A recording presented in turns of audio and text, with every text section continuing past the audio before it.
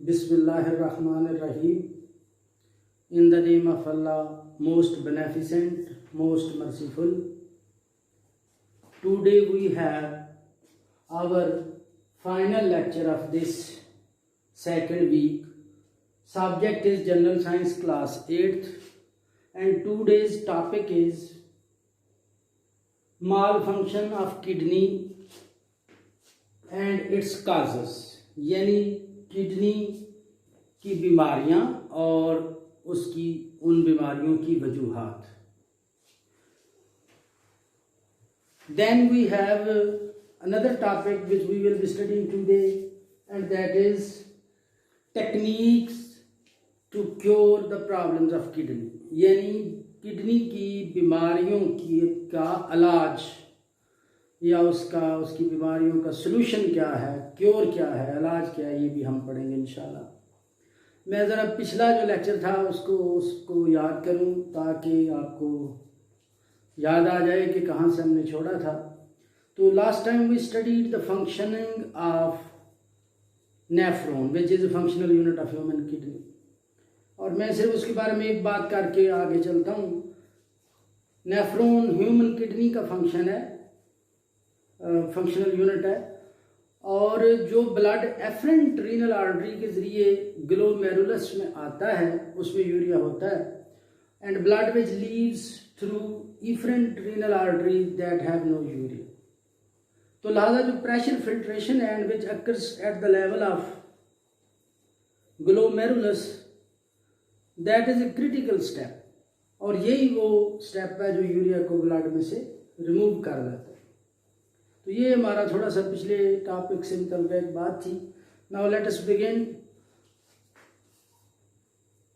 Kidney can malfunction although it is a very efficient and very hardy organ and starts working from the day we are born until the day of our life is over. और इस दौरान when we are slept it works, when we are awake it works, तो लिहाजा it never rests. तो बड़ा मजबूत argon ये अल्लाह ने बनाया है हमारे जिस्म का, लेकिन even then some time it malfunction as well, यानी किसी न किसी बीमारी का भी ये शिकार हो सकता है. इसको हम इसकी माल फंक्शनिंग या इसकी डिजीज़ कह सकते हैं, यानी इसके काम की खराबी कह लें. किडनी के माल फंक्शंस की बहुत सारी वजूहात हैं, जिनमें से कुछ मैंने यहाँ लिखी हैं 5. एक 6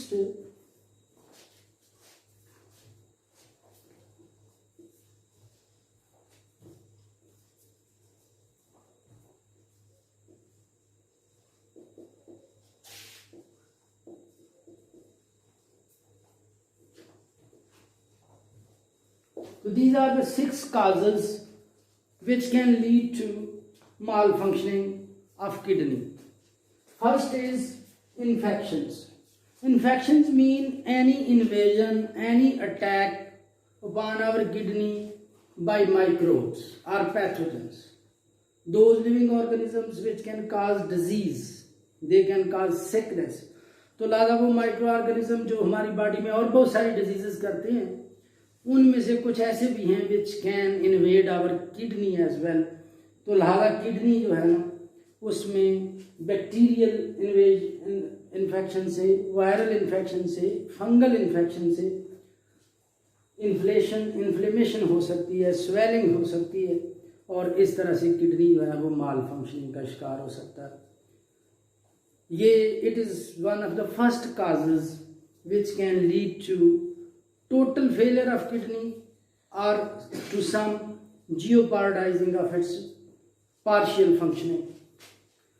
Second is high blood pressure.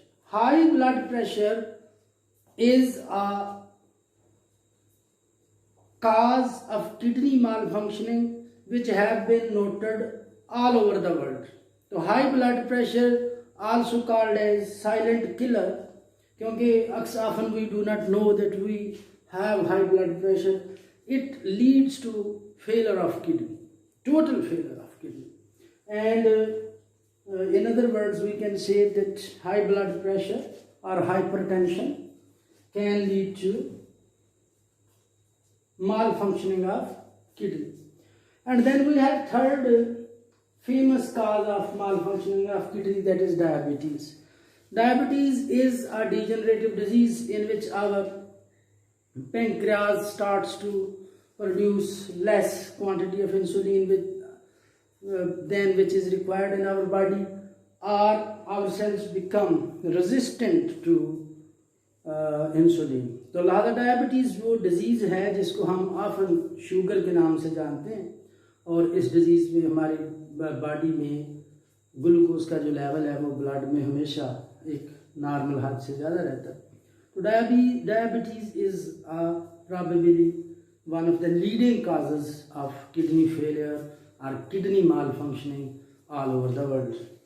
Then we have hardening of kidney arteries. This can happen with the passage of time. As we grow old, we become older and older. Our age is advanced. Then our arteries throughout our body become harder. Their walls become less elastic, so they cannot tolerate pressure of blood which it exerts on the walls of the arteries. तो लिहाजा इस तरह से arteries जो है damage होती हैं hard होने के बाद ब्लड प्रेशर की वजह से. और if kidney arteries like other arteries become hardened, it can lead to malfunctioning of kidney. Then we have one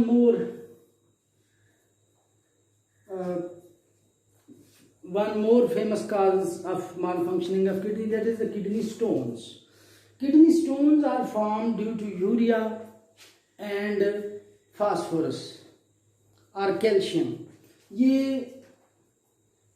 urea तो ज़ाहिर वेस्ट है, फास्फोरस या कैल्शियम है तो दे आर फेमस साल्ट्स या they are famous minerals which are found in our body, and slowly when kidney filters blood, these salts continue to be deposited in our kidney and slowly they become larger and larger in size. Kidneys के अंदर वो जो crystal होते हैं salts के, उनके ऊपर और साल्ट जमते रहते हैं and slowly they become harder like stones and larger in size as well. ये जो किडनी स्टोन्स हैं ये ऐसी वेजिटेबल्स खाने से भी कि जो which are enriched in minerals उनसे भी हो सकते हैं, और ऐसी सीरियल्स खाने से जिनके अंदर मिनरल हों बहुत ज़्यादा उससे भी हो सकते हैं. ये किडनी स्टोन्स ज़रूरी नहीं है कि किडनी के अंदर ही बने. They can also develop in ureter, they can develop in urinary bladder and they can also develop in glomerulus. तो किडनी का कोई भी हिस्सा ऐसा नहीं है जो इन स्टोन्स के बन जाने से मुबर्रा हो. कोई भी हिस्सा किडनी का जो है उसमें stones with the passage of time बन सकते हैं and ultimately it will lead to high pain besides malfunctioning of kidney. और हाल इसका बड़ा सीधा सीधा है कि ज़्यादा पानी पिया जाए ताकि हमारे किडनी जो है वो प्रॉपरली वॉश होते रहें, और ऐसी मेडिसिन्स ख़ास तौर पर कि जो एनरिच्ड इन मिनरल्स हैं वो डॉक्टर की तजवीज़ के उसकी एडवाइस के बगैर हम यूज़ ना करें. वेजिटेबल्स जो हैं उनका इस्तेमाल जो है मेरा ख्याल है वो कम नहीं करना चाहिए, लेकिन वेजिटेबल्स के साथ साथ हमें पानी भी इस्तेमाल करना चाहिए ताकि अगर वेजिटेबल में से कोई मिनरल्स हमारे किडनी में डिपॉजिट होते हैं और स्टोन की शक्ल वो ना इख्तियार करें, पानी वाश करता रहे किडनी को.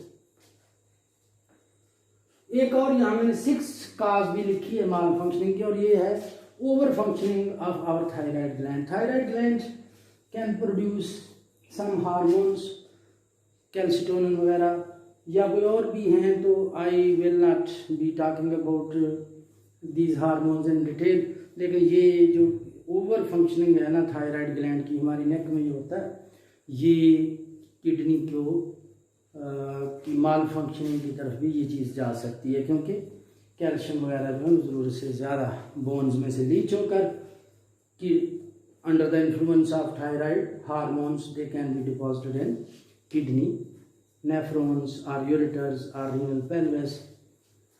तो लिहाजा ये 6 मेजर काजेस थी which can lead to kidney malfunction. Kidney is vital for our survival.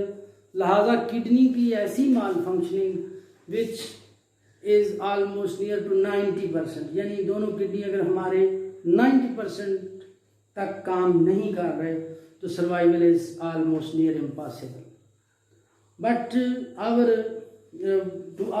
in that situation, to our rescue comes our modern medical science, which have found out some solutions, and they can help to improve the standard of living.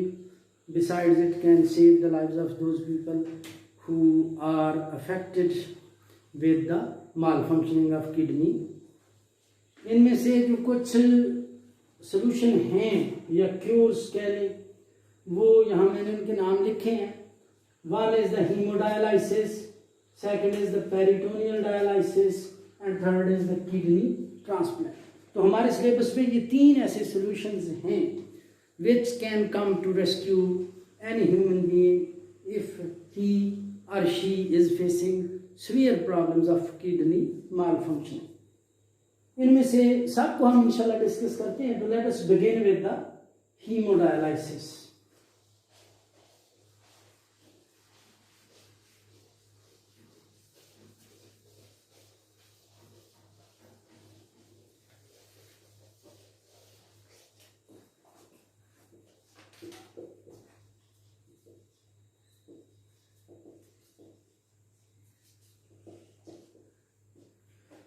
Hemodialysis is a very famous and modern method of assistance to patients which are suffering from total kidney failure. तो ऐसे लोग जिनका kidney मुकम्मल काम नहीं कर रहा, वो हीमोडायलाइसिस का मेथड इस्तेमाल करके अपनी ज़िंदगी की क्वालिटी को बेहतर कर सकते हैं, ज़िंदगी को प्रोलॉन्ग कर सकते हैं. हीमोडायलाइसिस क्या होता है?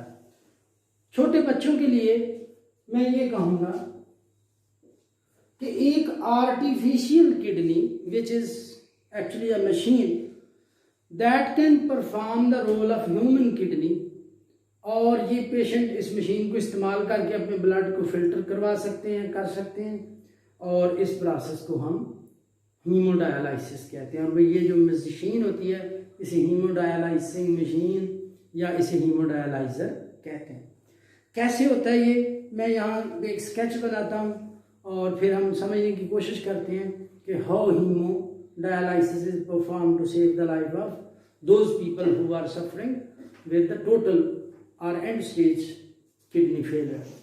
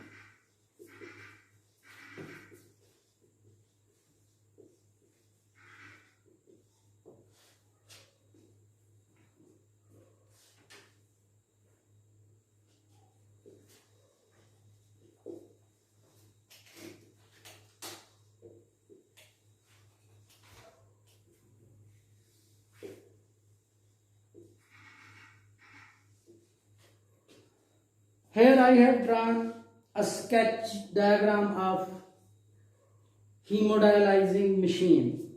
ये मशीन जो है ना इतनी सिंपल नहीं है जितनी मैंने ड्रा की है, लेकिन इसका जो टोटल कंसेप्ट है ना, that I have tried to produce at this board. इसमें आप देख सकते हैं इस मशीन के दो चैम्बर हैं, एक में ब्लड है एंड सेकंड चैम्बर है डायलाइजिंग फ्लूइड इन इट। ये जो ब्लड है ना, that is taken from the arm of the patient through a catheter, यानी एक नाली के जरिए ये वीन में से पेशेंट के एक बाजू में से लिया जाता है और उसी बाजू की दूसरी वेन में फिर ब्लड वापस किया जाता है। Actually blood which comes into the machine that have urea in it and blood which is returned to the machine that have no urea in it। तो लिहाजा ये जो मशीन है ना डायलाइसिस करने वाली, इस मशीन को हम एक आर्टिफिशियल किडनी भी कह सकते हैं। तो इसका कंसेप्ट ये है कि देखें, blood comes here, then it flows from one side of the machine to the other side in one chamber, while we have another parallel chamber containing dialyzing fluid, और दरमियान में दोनों के इन चैम्बर्स के दरमियान में एक सेमी परमिएबल मेम्ब्रेन है जिसमें छोटे छोटे पोर हैं, but they are not very large. लादा ब्लड सेल जो है ना वो इधर से इधर नहीं आ सकते, लेकिन urea can exude through these pores जो यहाँ इस मेम्ब्रेन में मौजूद हैं। अब देखिए, होता ये है कि blood when it is circulate comes into the machine, let us suppose it goes from right to the left, तो लिहाजा जो फिल्ट्रेशन डायलाइजिंग फ्लूइड है that goes from the left to the right. तो लिहाजा ये काउंटर करंट में यानी एक दूसरे के अपोजिट मूव करते हैं दोनों फ्लूइड्स, यानी ह्यूमन ब्लड जो कि साफ होने के लिए मशीन के अंदर आया है और डायलाइजिंग फ्लूइड जो कि साफ करने के लिए ब्लड को यहाँ हमने डाला है। ये एक तरफ से फ्रेश आता रहता है और कंज्यूम्ड या यूज या स्टेल कह रहे हो दूसरी तरफ से यूरिया को अपने साथ लेके निकल जाता है। लिहाजा this inlet dialysing fluid have no urea, but this outward going dialysing fluid have urea in it. तो ये वो परफॉर्मेंस है या ये वो काम है जो कि इंसानी किडनी हमारे एब्डोमेन में रह के करता है, और ये मशीन ब्लड को बाहर हम इस मशीन में ला के उससे यही काम लेते हैं। लेकिन इसमें एक दो चीज़ें हैं जो हमें मज़ीद समझनी चाहिए। इसमें समझने की बात यह है कि ये जो डायलाइजिंग फ्लूइड है ना, इसकी जो कंसिस्टेंसी है या इसका ये जो इसका टेक्सचर है, या आप जो समझिए कि ये एक सोल्यूशन है, it have glucose in it, it have some salts in it, और इसका जो है ना ऑस्मोटिक पोटेंशियल, जो कि आप बच्चों के लिए समझना मेरा ख्याल अभी ज़रूरी नहीं है, लेकिन आप याद रखें तो अच्छी बात है। इसका ऑस्मोटिक पोटेंशियल इस तरह का है कि ये ब्लड को अपनी तरफ खींचना चाह रहा है, लेकिन ब्लड के सेल जो के लार्जर हैं और प्रोटीन्स जो के लार्जर हैं, तो they can not come through semi permeable pore to the dialysing fluid. However, small molecules like urea etc. जो हमें वो इधर से इस तरफ आ जाते हैं, डायलाइजिंग फ्लूइड में आ जाते हैं, तो ब्लड क्लीन हो जाता है। ग्लूकोज वगैरह पहले इसमें है, तो लिहाजा ग्लूकोज जो है ना उसको या साल्ट्स को ये अमूमी तौर पे इधर से ब्लड की तरफ से डायलाइजिंग फ्लूइड जो है ना वो अपनी तरफ अट्रैक्ट नहीं करता। जाहिर है ये मशीन जो है it is very sophisticated piece of modern human science.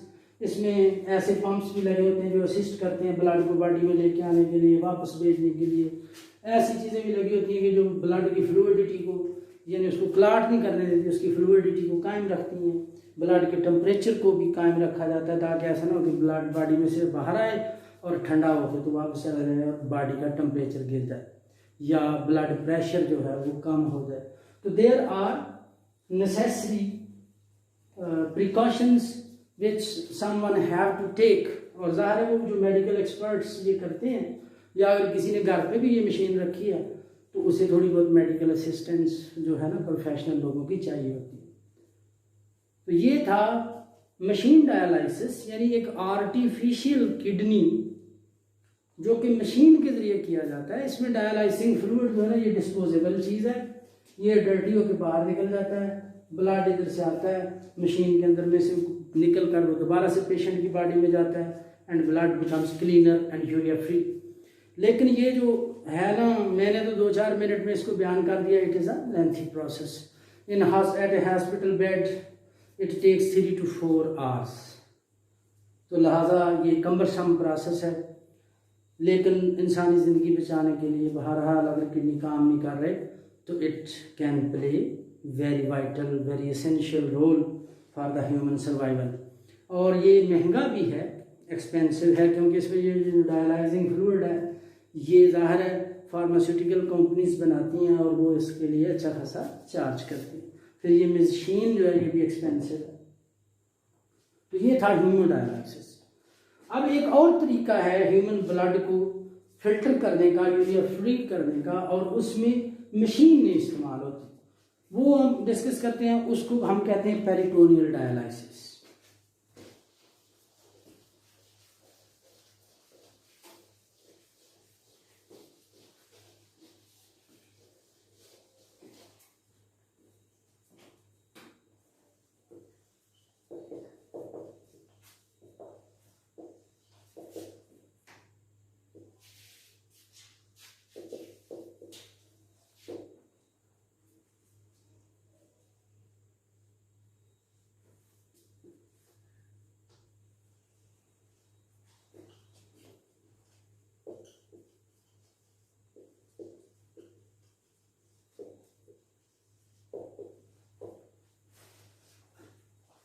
Peritoneal dialysis में डायलाइजिंग फ्लूइड जो है ना ये तो यूज होगा, but we do not need any machine, यानी आर्टिफिशियल किडनी की हमें जरूरत नहीं है।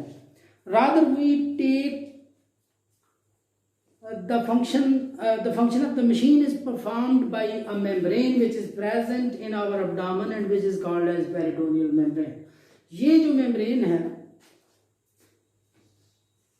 ये एक तो ह्यूमन एब्डोमेन की जो लाइनिंग है उसके साथ अंदर की जानब ये अटैच हुई है, and it also covers internal organs of our human internal organs of our body.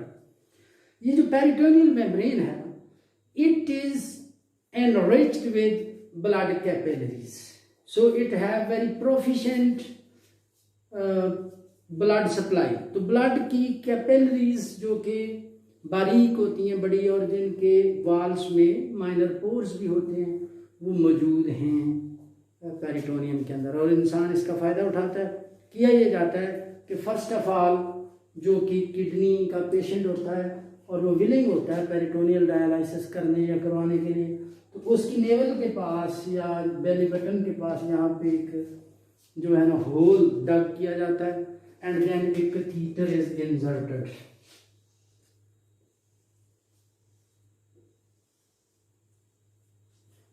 तो ये देखिए ये नाली एक लगा दी गई है, ज़ाहिर है ये नाली जो है वो एक्सपर्ट सर्जन जो है वो लगाते हैं, and then after inserting this catheter this hole which was dug that is allowed to heal। इसको कुछ वक्त दिया जाता है तकरीबन 1-2 महीने का, ताकि ये ज़ख़म जो है ना ये भर जाए, और फिर इस नाली को यहाँ से कवर भी कर दिया जाता है, ढक्कन लगा होता है इसके ऊपर lid. Then when this hole have healed up, उसके बाद some dialyzing fluid is inserted through this catheter into the human abdomen। ये जो डायलाइजिंग फ्लूइड यहाँ से डाला गया है ये पंप इन भी किया जाता है कुछ टेक्निक्स में, या ये ग्रेविटेशनल फ्लो के जरिए, यानी नीचे को जैसे ग्रेविटेशन की वजह से लिक्विड गिर सकता है तो उस फ्लो को यूज करते हुए भी इसको अंदर डाला जाता है। ये जो फ्लूइड है ना ये ज़ाहिर है ये स्टमक में या स्मॉल इंटेस्टाइन में नहीं जाता, ये यहाँ फैल जाता है, जो हमारे बॉडी के ऑर्गन्स हैं उनके इर्द गिर्द यहाँ पे ये फ्लूइड भर जाता है। यानी पेरिटोनियल लाइनिंग जो है ना उसके साथ साथ ये फ्लूइड भी अब मौजूद है, और ज़ाहिर इसका ऑस्मोटिक पोटेंशियल ऐसा है कि it starts to suck urea from the capillaries walls. तो कैपिलरी के अंदर जो ब्लड है उसमें से ये यूरिया को सक करना शुरू करता है। ये यहाँ जो डायलाइजिंग फ्लूइड डाला है और फिर 3-4 घंटे ये यहाँ रहता है। तो blood slowly becomes clearer and cleaner and cleaner, while this inserted fluid or dialyzing fluid becomes dirtier and dirtier with the more and more urea, and ultimately it is drained off and more cleaner fresh dialyzing fluid is put in. ये जो है अपना इसके peritoneal dialysis, इसके सारे फायदे भी हैं और नुकसानात भी। The first advantage is the patient can perform it at home as well after a bit of training. और वो जो होता है ना हॉस्पिटल के ऊपर उसका जो इन्हिसार है ना उससे वो इंडिपेंडेंट हो जाता है। इवन ज़िंदगी के जो डेली रोज़मर्रा के काम है, दफ्तर का काम है या कहीं आना जाना है, तो वो ये डायलाइजिंग फ्लूइड जो है ना उसको फिल करके खुद भी थोड़ी सी ट्रेनिंग लेके इसको फिल करके तो अपने ज़िंदगी के रोज़मर्रा के काम जो है ना आसानी से सारा अंजाम दे सकता है। लेकिन इसका एक रिस्क भी है, एंड दैट इज स्वेलिंग या inflammation of this membrane called as peritoneal membrane. ये पेरिटोनियल जो है ना इसमें स्वेलिंग हो जाती है और ये लीदल साबित हो सकती है। ये अमूमी तौर पर इसकी जो स्वेलिंग है पेरिटोनियल मेम्ब्रेन की, ये लीदल साबित होती है। बड़ा रेयरली है कि पेशेंट रिकवर करे, तो लिहाजा ये इसका एक बहुत बड़ा रिस्क है। और ज़ाहिर है when there is a catheter there is always a risk of contamination. तो किसी वक्त भी फ्लूइड को चेंज करते वक्त हाथ क्लीन ना हो या आप जो सही प्रोसेस है उसको इख्तियार नहीं करता कोई, तो उससे कोई जर्म्स वगैरह या बैक्टीरिया अंदर जा सकते हैं।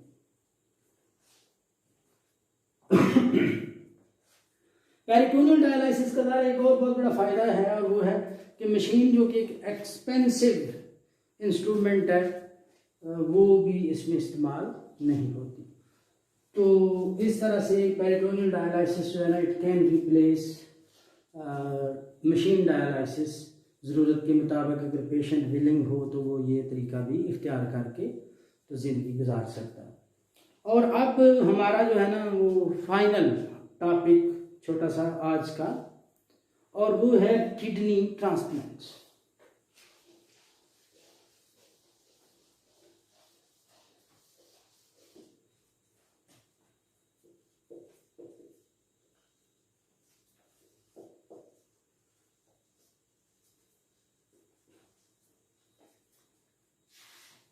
One solution to the kidney failure or end stage kidney disease is a transplant or a kidney transplant. ये जो किडनी ट्रांसप्लांट है ये ज़ाहिर तभी हो सकता है कि when there is a donation available for a patient। वो जो किडनी का जो डोनेशन मिल रहा है किसी पेशेंट को वो लाइव भी हो सकता है क्योंकि जिंदा शख्स भी गिफ्ट दे सकता है, या कोई कैडावेरिक यानी कोई मरहूम शख्स जो दुनिया से चला गया तो उसका किडनी अगर उसने गिफ्ट किया है दूसरे इंसानों की फलाह के लिए तो वो भी हो सकता है। किडनी ट्रांसप्लांट करने के लिए यानी नया किडनी लगाने के लिए फर्स्ट ऑफ ऑल जो है वो tissue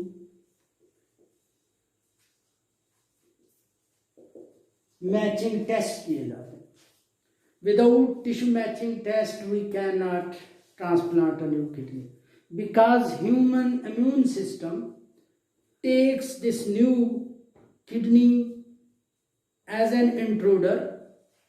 immune system considered it as a onslaughting germ attacking microbe या कोई भी फॉरेन बॉडी इसको समझ के इम्यून सिस्टम इस पर अटैक करता है और अल्टीमेटली किडनी इज डिस्ट्रॉयड। तो लिहाजा टिश्यू मैचिंग टेस्ट किए जाते हैं और अगर टिश्यू मैच कर जाए एटलीस्ट 60% टिश्यू मैच करें तो फिर किडनी ट्रांसप्लांट किया जाता है। और किडनी ट्रांसप्लांट करने के बाद भी पेशेंट को अंडर कंसिडरेशन रखा जाता है, अंडर ऑब्जर्वेशन रखा जाता है और often he have to to see his medical practitioners, ताकि जिन्होंने वो किडनी ट्रांसप्लांट किया वो मुख्तलिफ टेस्ट वगैरह करके जायज़ा लेते रहे कि किडनी सही काम कर रहा है और इस पर इम्यून सिस्टम अटैक तो नहीं कर रहा। वैसे विद द जब 1950s में पहला किडनी ट्रांसप्लांट हुआ था तो उस वक्त से अब काफ़ी इम्प्रूवमेंट हो गई है और अब किडनी का जो फेलियर है ना उसके चांस कम हो गया, because we have very effective medicines जो कि ऑर्गन फेलियर को, किडनी फेलियर को भी जो है ना इससे हमें बचाती हैं या बचा सकती हैं पेशेंट को। मिसाल के तौर पे एक बड़ी फेमस मेडिसिन है जो हमें मिलती है फंगस से और उसे साइक्लोस्पोरिन कहते हैं। ये इम्यून सिस्टम को इस तरह से कंट्रोल रखती है कि किडनी फेल ना हो, लेकिन इसके बावजूद भी किडनी फेल हो जाते हैं। तो उमूमी तौर पे एक ट्रांसप्लांटेड किडनी जो है ना उसकी लाइफ 10 से 15 साल तक हो सकती है। इसी तरह से जो अभी हमने थोड़ी देर पहले पढ़ा पेरिटोनियल डायलिसिस या वो जो दूसरा था हीमोडायलिसिस या मशीन डायलिसिस पे कई लोगों ने भी 10, 15 और इवन 30 साल तक भी ऐसे ह्यूमन इंस्टांसेस हैं कि 30 साल तक ज़िंदगी जो है ना वो मशीन डायलिसिस पे गुजारी है कई लोगों ने। जब इंसान का किडनी ट्रांसप्लांट किया जाता है तो उसके जो दोनों नॉन वर्किंग किडनी है ना पहले, they are left in the abdomen and they are not surgically removed. इसकी गालिबन वजह ये है कि जो दो नए किडनी निकालने के लिए जो किया जाएगा ना मेडिकल प्रोसीजर, उसके जो ड्रॉबैक्स हैं ना दे आउटवे द बेनिफिट्स, कि वो जो ख़राब किडनी है उनको निकालने के लिए जो चीर फाड़ की जाएगी, जो जराहत की जाएगी, सर्जरी की जाएगी, उसके जो फ़वायद हैं ना उस सर्जरी के, नुकसान उससे ज़्यादा हैं। अब्डामन को काट के तो उन किडनी को निकालना, लिहाजा उन किडनी को तो वहीं रहने दिया जाता है और हमारा जो लोअर अब्डामन है ना वहाँ पे न्यू किडनी जो है ना इसको ट्रांसप्लांट किया जाता है और हमारी जो इलियक आर्टरी हैं हमारी लेग्स की, उनके साथ इस किडनी को नए को ट्रांसप्लांट कर दिया जाता है अगर अवेलेबल हो, किसी को डोनेशन अवेलेबल हो। और फिर ये किडनी 1 से 2 दिन के अंदर अंदर जो है ना अपना काम संभाल लेता है और पेशेंट अगर डायलिसिस पे हो तो वो फिर किडनी पे उसका फिल्ट्रेशन का सिस्टम शिफ्ट हो जाता है और वो नॉर्मल ज़िंदगी गुजार सकता है। ये था हमारा आज का टॉपिक। मैं एक दफ़ा जल्दी इसको रिपीट करता हूँ। आज हमने पढ़ा है malfunctioning of kidney, its causes and cures. तो किडनी कैन माल फंक्शन, यानी kidney can get sick, kidney can become disease, kidney can stop working, kidney can fail, इसको माल फंक्शनिंग कहते हैं। ये टोटल भी हो सकती है और थोड़ी भी हो सकती है। तो किडनी माल फंक्शनिंग की मैंने यहाँ 5-6 रीजंस लिखी थी। इनमें से एक तो है हाई ब्लड प्रेशर, दूसरा है डायबिटीज, तीसरा है आर्टरीज का थिक और हार्ड हो जाना, आर्टरीज की वाल का, खासतौर पर वो जो किडनी के अंदर है। Then there is the stone formation and over functioning और over activity of our thyroid gland और इन्फेक्शंस। तो इसी तरह ये 5-6 ऐसी काजेज हैं which can lead to the malfunctioning of kidney. Kidney का जो ट्रीटमेंट आजकल अवेलेबल है वो 3 तरह का है। एक मशीन डायलिसिस है जिसे हीमोडायलिसिस कहते हैं। In this dialysis a machine is used, blood is drawn from the body of the patient, then is fed into the machine and in the machine chamber urea is removed in the presence of a fluid called as dialyzing fluid। ये dialyzing fluid जो है ना इसके अंदर urea दाखिल होता है blood में से निकल के, लिहाजा ब्लड क्लीन और साफ हो जाता है। जबकि ये डायलाइजिंग फ्लूइड जो है ना ये मतलब यूरिया की वजह से गंदा हो जाता है और फिर इसको रिमूव कर दिया जाता है और नया डायलाइजिंग फ्लूइड इस्तेमाल करना पड़ता है। 3 से 4 घंटे का ये अमल है। 2 से 3 दफ़ा ये या 4 दफ़ा भी इवन वीक में करना पड़ता है और एक्सपेंसिव प्रोसेस है क्योंकि डायलाइजिंग फ्लूइड जो है ना वो दोबारा यूज़ नहीं हो सकता। It is one time use and disposable material.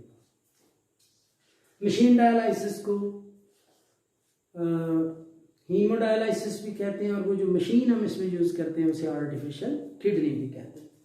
बहरहाल ये प्रोसेस जो है या इसका ये जो हीमोडायलिसिस का प्रोसेस है जब से ये डिस्कवर हुआ है, it have help the kidney patients to lead a better life. जब से मेरा ख्याल है 1950 से मशीन डायलिसिस के पहले तजर्बात शुरू किए गए थे। इसके बाद दूसरा डायलिसिस जो है हीमोडायलिसिस, ये 1980 से शुरू हुआ है। हीमोडायलिसिस जो है ना, ये रोज़ाना की बुनियाद पे 3-4 दफ़ा अब्डामन के अंदर हमारे ऑर्गन्स के पास एक फ्लूइड फिल किया जाता है जिसे डायलाइजिंग फ्लूइड कहते हैं। ये वही फ्लूइड है which is also used in the machine और आर्टिफिशियल मशीन। तो ये वही फ्लूइड है और ये 3 से 4 दफ़ा रोज़ाना बदला जाता है और पेशेंट जो है ना उसे रोज़ाना की बुनियाद पे ये प्रोसेस करवाना पड़ता है, तभी वो नॉर्मल ज़िंदगी गुजार सकता है। पेरिटोनियल डायलिसिस के कुछ एडवांटेजेस भी हैं, कुछ डिसएडवांटेजेस भी। एडवांटेज तो ज़ाहिर है यही है कि patient becomes a bit independent from the medical facilities. उसे रोज़ाना जाके तो हॉस्पिटल से या दूसरे तीसरे दिन डायलिसिस नहीं करवाना पड़ता। और नुकसान ये है कि it can lead to peritoneal swelling.